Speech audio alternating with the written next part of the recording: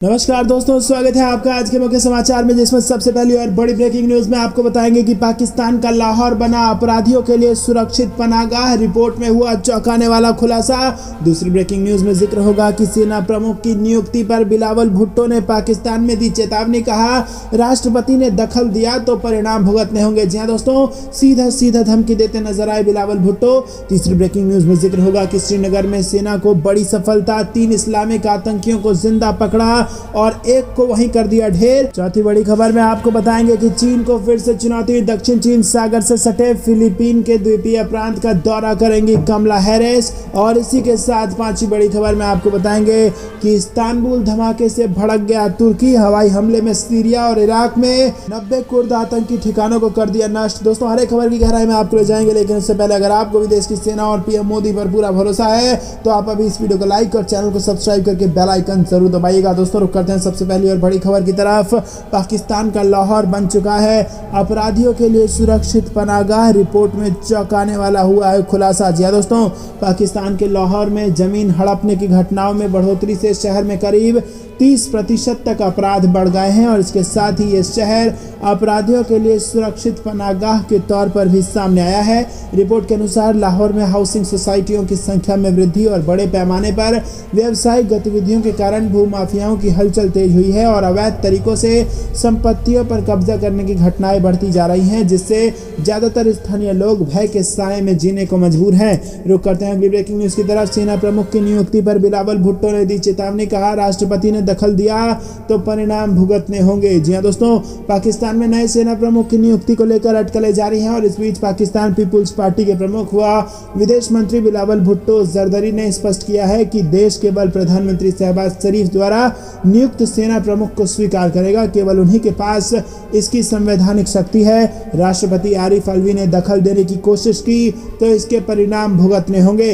रुक करते हैं अगली ब्रेकिंग न्यूज की तरफ। श्रीनगर में सेना को बड़ी सफलता, 3 इस्लामिक आतंकियों को जिंदा पकड़ा गया और एक को वहीं कर दिया गया ढेर। जी हां दोस्तों, आपको बता दें कि श्रीनगर में रविवार को सुरक्षा बलों ने 3 हाइब्रिड आतंकियों को पकड़ लिया है और पुलिस ने उनके पास से हथियार भी बरामद किए हैं और इस संबंध में पुलिस ने मामला दर्ज कर आगामी कार्रवाई शुरू कर दी है। सेना के 2 आरआर और श्रीनगर पुलिस ने श्रीनगर के बाहरी इलाके में 3 हाइब्रिड आतंकियों को गिरफ्तार किया और पुलिस ने उनके पास से 3 AK राइफल, 2 पिस्तौल, 9 मैगजीन और 200 राउंड की भारी खेप के साथ जब्त कर ली है। और इससे पहले रविवार सुबह कश्मीर संभाग के अनंतनाग जिले में सुरक्षा बलों और आतंकियों के बीच मुठभेड़ में एक आतंकी मारा गया है और अनंतनाग जिले के बिजबिहाड़ा इलाके में ये मुठभेड़ हुई है। रुक करते हैं अगली ब्रेकिंग न्यूज की तरफ। चीन को फिर से चुनौती। दक्षिण चीन सागर से सटे फिलीपीन के द्वीपीय प्रांत का दौरा करेंगी कमला हैरिस। या दोस्तों, अमेरिका की उपराष्ट्रपति कमला हैरिस रविवार से शुरू होने वाली फिलीपीन की अपनी यात्रा के दौरान उसकी रक्षा की अमेरिकी प्रतिबद्धता को रेखांकित करेंगी। हैरिस फिलीपींस की अपनी इस यात्रा के दौरान एक द्वीपीय प्रांत पालावान भी जाएंगी और इसका एक तट विवादित दक्षिण चीन सागर से लगा हुआ है। अमेरिका चीन पर दक्षिण चीन सागर के छोटे दावेदार देशों को धमकाने का आरोप लगाता रहा है और अब सीधा चीन को चुनौती सी दे दी है अमेरिका ने। रुक करते हैं अगली ब्रेकिंग न्यूज की तरफ। इस्तांबुल धमाके से भड़का तुर्की। हवाई हमले में सीरिया और इराक के 90 कुर्द आतंकी ठिकानों को कर दिया है नष्ट। जी हाँ दोस्तों, पिछले दिनों इस्तांबुल में हुए बम धमाके से तुर्की भड़क गया है और इसके लिए कुर्द समूहों को जिम्मेदार ठहरा गया है। और तुर्की के रक्षा मंत्रालय ने रविवार को कहा कि उत्तरी इराक और उत्तरी सीरिया में कुर्द आतंकी ठिकानों पर हवाई हमलों में शेल्टर होम और गोला बारूद डिपो सहित 90 ठिकाने नष्ट हो गए हैं। दोस्तों, रुक करते हैं अगली ब्रेकिंग न्यूज की तरफ। 5G की स्पीड से बढ़ रहे हैं डोनाल्ड ट्रंप के फॉलोअर्स। वापसी के बाद जबरदस्त तरीके से मिल रहा है सपोर्ट। जी हाँ दोस्तों, आपको बता दें कि अमेरिका के पूर्व राष्ट्रपति डोनाल्ड ट्रंप का ट्विटर अकाउंट अब वापस शुरू हो चुका है। माइक्रो ब्लॉगिंग प्लेटफॉर्म ट्विटर ने उनका अकाउंट लंबे समय से बंद कर रखा था और इस बैन के कारण ट्रंप ने अपने चाहने वालों के लिए अपना एक अलग और नया प्लेटफॉर्म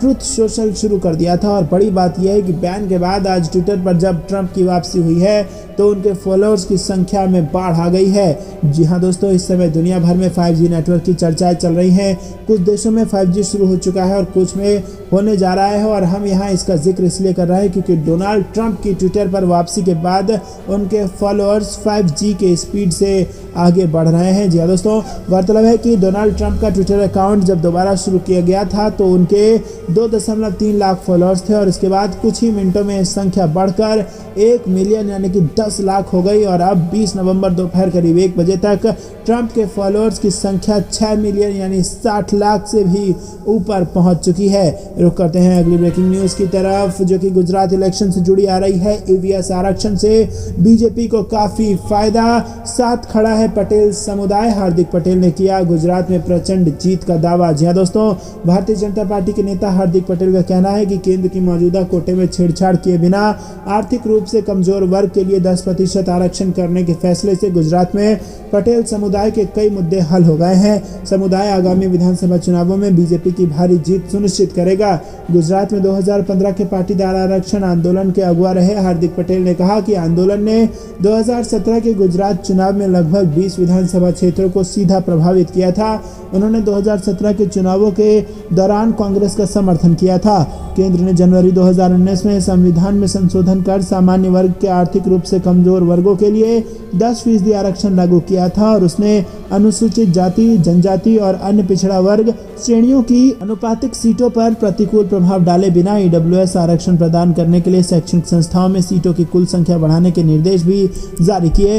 रुक करते हैं अगली ब्रेकिंग न्यूज की तरफ। पाकिस्तान से सीमा पार कर 2 बार आया ड्रोन, बीएसएफ ने की 106 राउंड की फायरिंग। जी हाँ दोस्तों, भारत पाकिस्तान सीमा पर 2 दिनों से लगातार रात को भेजे जा रहे पाकिस्तानी ड्रोन के भारतीय क्षेत्र में प्रवेश करने के प्रयासों को बीएसएफ के जवान नाकाम कर रहे हैं। शनिवार की रात को बीएसएफ के सेक्टर गुरदासपुर के अधीन आती बीएसएफ की 113 बटालियन की बीओपी कस्सोवाल के इलाके में एक पाकिस्तानी ड्रोन आया और बीएसएफ जवानों ने 96 राउंड फायरिंग और 5 रोशनी वाले बम दागकर ड्रोन को वापस भेज दिया। और इसी रात बीएसएफ की 73 बटालियन की बीओपी चन्नापतन पर पाकिस्तानी ड्रोन देखा गया और जिस पर जवानों ने फायरिंग से 10 गोलियां दागी।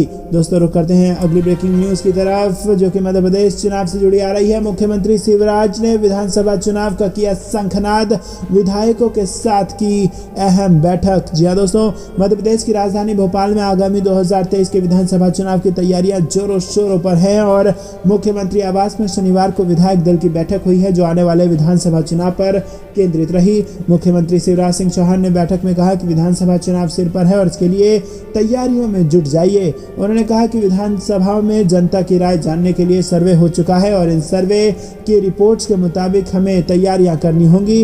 बता दें कि ये बैठक लगभग 3 घंटे तक चली और प्रदेश प्रभारी मुरलीधर राव और संगठन महामंत्री हितानंद भी बैठक में शामिल रहे। उन्होंने कहा कि हम सभी को सत्ता और संगठन के माध्यम समन्वय बनाए रखना चाहिए। दोस्तों, रुक करते हैं अगली ब्रेकिंग न्यूज की तरफ। राजीव कुमार का बड़ा बयान, बोले देश में मंदी की आशंका नहीं, 2023 और 24 में 6-7% की दर से बढ़ेगी देश की अर्थव्यवस्था। जी हाँ दोस्तों, दुनिया के मंदी में जाने की बढ़ती आशंकाओं के बीच नीति आयोग के पूर्व उपाध्यक्ष राजीव कुमार ने बड़ा बयान दिया। उन्होंने कहा कि भारत में इसका कोई असर नहीं होगा।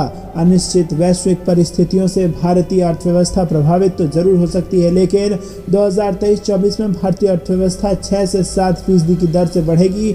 उन्होंने ये भी कहा कि अमेरिका, यूरोप, जापान और चीन की अर्थव्यवस्थाएं नीचे आ रही हैं। ऐसे में ये स्थिति आने वाले महीने में वैश्विक अर्थव्यवस्था को मंदी की ओर ले जा सकता है। उन्होंने कहा कि अच्छी बात यह है कि भारत में मंदी की ऐसी कोई आशंका नहीं है, भले ही हमारी वृद्धि वैश्विक परिस्थितियों से नकारात्मक रूप से प्रभावित हो सकती है। इसके बावजूद 2023-24 में हम 6 से 7% की दर वृद्धि दर्ज करने में सफल रहेंगे और इससे पहले विश्व बैंक ने 2022-23 के लिए भारतीय अर्थव्यवस्था की वृद्धि दर के अनुमान को घटाकर 6.5% कर दिया था।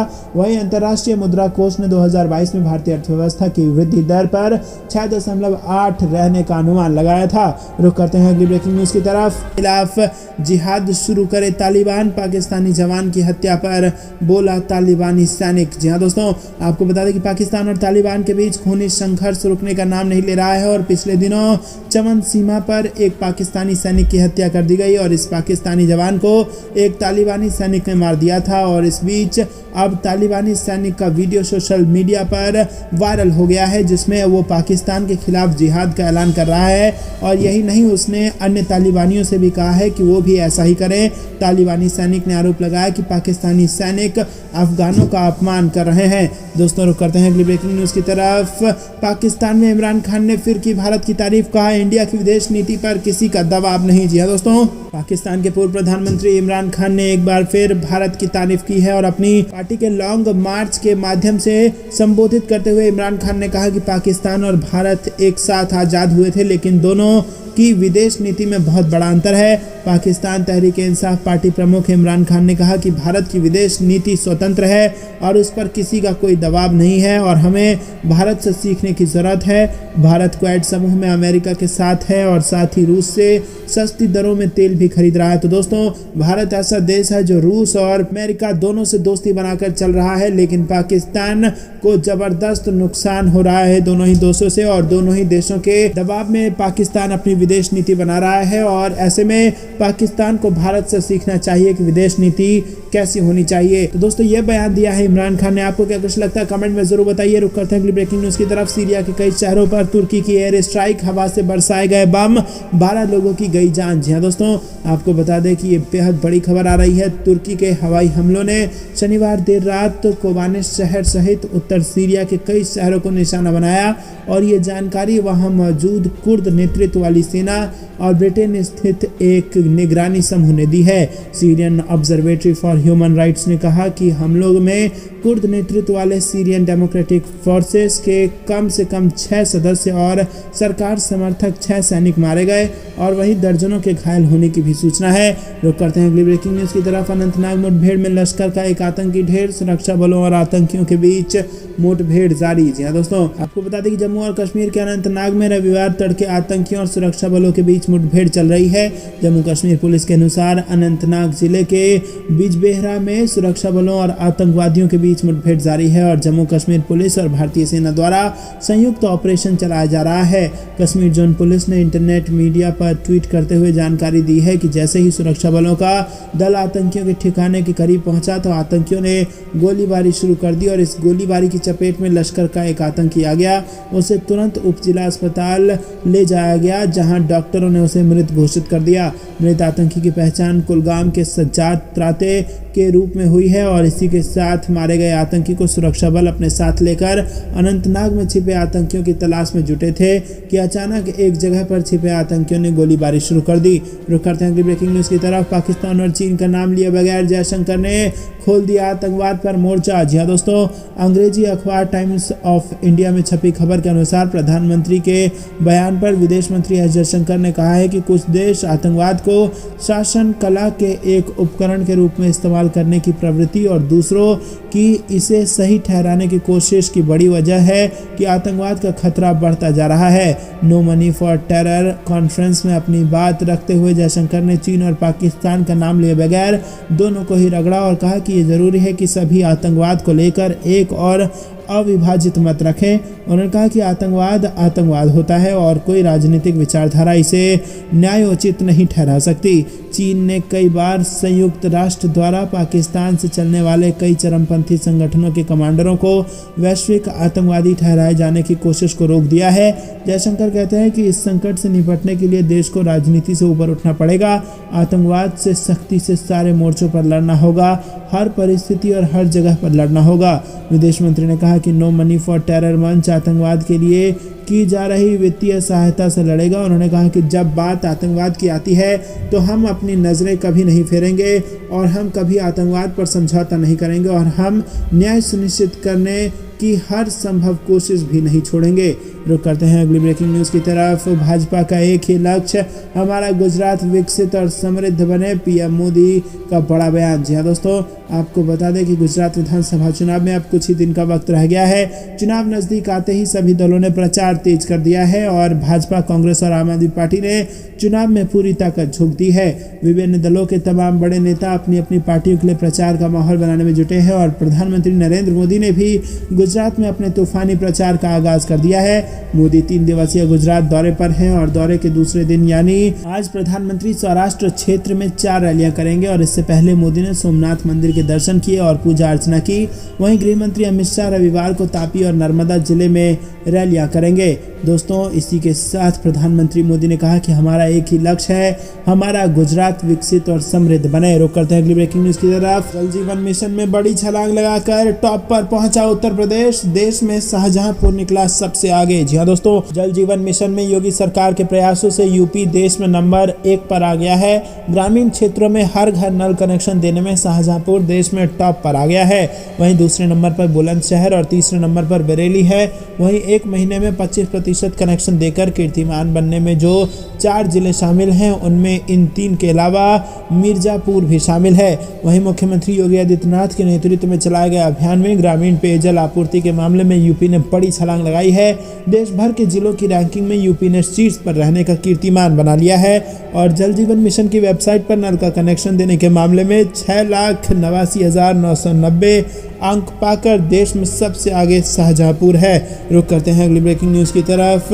सोमनाथ में महिलाओं के सिर चढ़कर बोल रहा है पीएम मोदी का जादू, बोली गुजरात में फिर बनेगी बीजेपी की सरकार। जी हाँ दोस्तों, गुजरात के गिर सोमनाथ में स्थानीय लोगों ने प्रधानमंत्री नरेंद्र मोदी के दौरे पर खुशी व्यक्त की है और यहाँ प्रधानमंत्री ने एक रैली को संबोधित किया है। जिले की महिलाओं ने कहा कि सरकार ने महिलाओं की सुरक्षा पर ध्यान दिया है और उन्होंने विश्वास जताया कि आगामी विधानसभा चुनाव में भाजपा फिर से सत्ता में आ जाएगी। रुक करते हैं अगली ब्रेकिंग न्यूज की तरफ। आतंकवाद के मुद्दे पर दुनिया का नेतृत्व कर रहा भारत तेजी से निर्णय लेने की क्षमता दिखा रही है असर। जी हाँ दोस्तों आपको बता दें कि आतंकवाद के मुद्दे पर आयोजित इस सम्मेलन में भारत दुनिया का नेतृत्व कर रहा है। आतंकवाद को अपना हथियार मानने वाले देश भी जानते हैं कि भारत न तो किसी देश को भड़काता है और वहीं जो इसकी एकता एवं अखंडता को नुकसान पहुंचाने की कोशिश करता है उसको बख्शता भी नहीं है। और आज के समय में भारत की त्वरित निर्णय लेने की क्षमता के कारण देश को दुनिया में एक अलग पहचान मिली है और जिससे ये जाहिर होता है कि दुनिया में भारत का कद बढ़ा है और दुनिया के बड़े मंचों पर आज भारत की बातें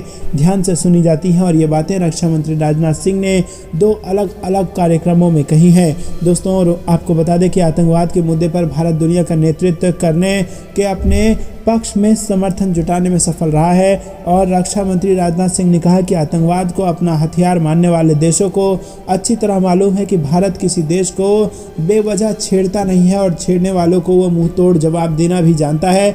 रक्षा मंत्री राजनाथ सिंह कर्नाटक में Manipal academy of higher education के दीक्षांत समारोह को संबोधित कर रहे थे और उन्होंने कहा कि देश आतंकवाद के मुद्दे पर दुनिया का नेतृत्व करने के साथ साथ युद्ध की तैयारी के लिए त्वरित और पारदर्शी निर्णय ले रहा है और इसका व्यापक असर सरकार की नीतियों में भी देखने को मिल रहा है। रक्षा मंत्री राजनाथ सिंह ने कहा कि युद्ध की तैयारी के लिए न केवल पर्याप्त वित्तीय संसाधनों की जरूरत होती है बल्कि इसके लिए त्वरित और पारदर्शी निर्णय लेना भी महत्वपूर्ण होता है। निर्णय लेने में देरी से समय के साथ साथ धन की भी हानि होती है और इसके अलावा देरी से लिए गए निर्णय का देश की युद्ध तैयारी पर भी प्रतिकूल प्रभाव होता है और इसे सुनिश्चित करने में रक्षा लेखा विभाग बहुत महत्वपूर्ण भूमिका निभाता है। रुक करते हैं अगली ब्रेकिंग न्यूज की तरफ। पाकिस्तान को फिर बनाया बेवकूफ, ग्वादर पोर्ट से स्थानीय लोगों का नहीं होने वाला है कोई भला। जी हाँ दोस्तों, आर्थिक कंगाली से जूझ रहे पाकिस्तान को चीन ने एक बार फिर से बेवकूफ बना दिया है। दरअसल पाकिस्तान में चीन द्वारा वित्त पोषित ग्वादर बंदरगाह ने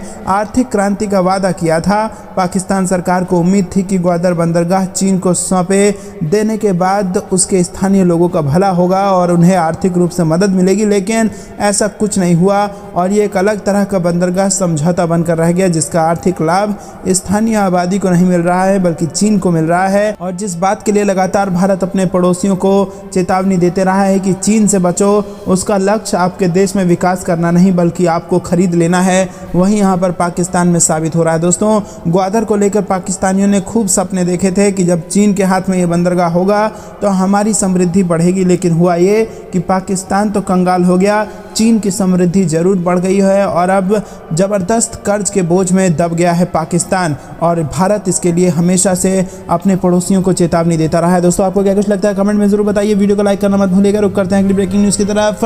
नेपाल में है चुनाव और इस पर भारत और चीन की है पूरी नज़र। जी हाँ दोस्तों, भारत के पड़ोसी देश नेपाल में 20 नवंबर को होने वाले संघीय और प्रांतीय चुनावों की तैयारियां जोरों पर कर रहे हैं और साल 2015 में नए संविधान की घोषणा के बाद ये दूसरा चुनाव है। संघीय संसद के 275 सदस्यों और 7 प्रांतीय विधानसभाओं की 550 सीटों के लिए यहाँ चुनाव होना है। नेपाल के नवोदित लोकतंत्र में नए जान फूंकने के लिए स्वतंत्र और निष्पक्ष चुनाव आवश्यक है, लेकिन चिंता की बात यह है कि पिछले कुछ सालों में विधायिका, न्यायपालिका और राष्ट्रपति कार्यालय जैसे संस्थाओं को लोकतांत्रिक मानदंडों पर खड़ा न उतरने के लिए आलोचना झेलनी पड़ी है।